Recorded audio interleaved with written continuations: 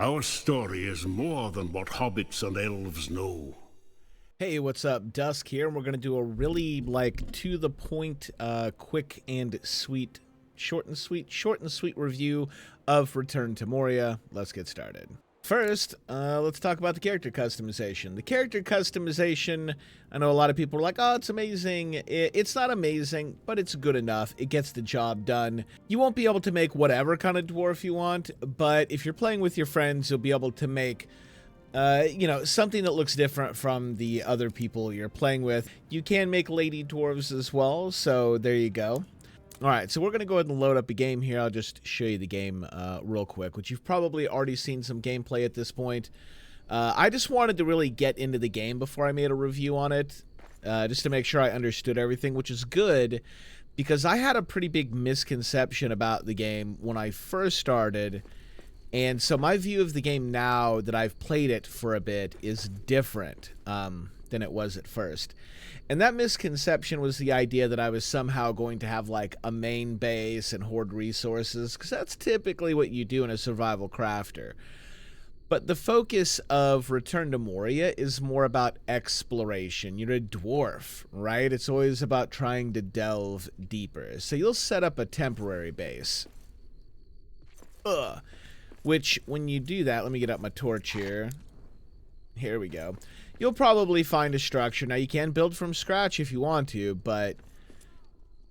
Goblin, man. You'll find it a lot more efficient just to, like, get out your repair hammer, repair up one of these places, maybe build a door onto the front. I'm just trying to keep my eye out here for these stupid goblins. And, make a temporary base, and you're going to leave a lot of your resources behind. Don't get attached to your resources. The only thing you'll really want to bring with you are the finite resources, which is basically the metal.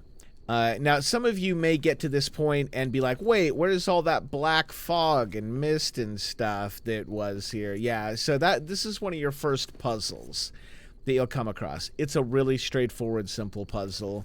I don't want to spoil it for you, but yeah, it's there. Now, one of the downsides to the game is the combat. The combat is super basic. It's light attack, which does combo, and heavy attack.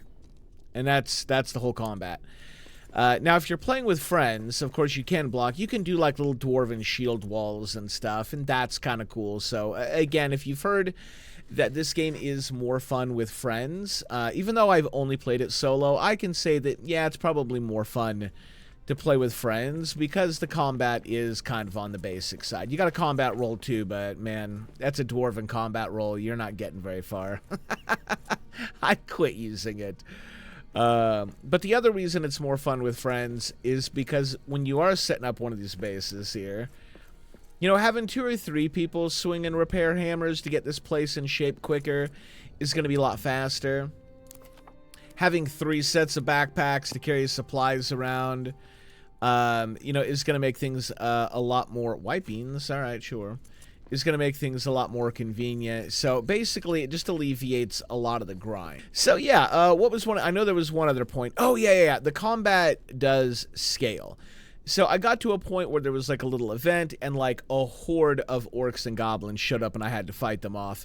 And I was able to do that solo. It was kind of tough and it was a little close and I had to use some tactics and I had to use the terrain to my advantage. But I was able to do it. So I'm pretty confident I'll be able to play the whole game solo. So this really brings, what's the big question? Is this game for you? If you really like Lord of the Rings, if you like the dwarves, if you want to feel like you're exploring the mines of Moria, this game does a great job of that. Just keep in mind that the game's focus is definitely exploration first, and then crafting survival second. Once you realize that, it's a really cool game.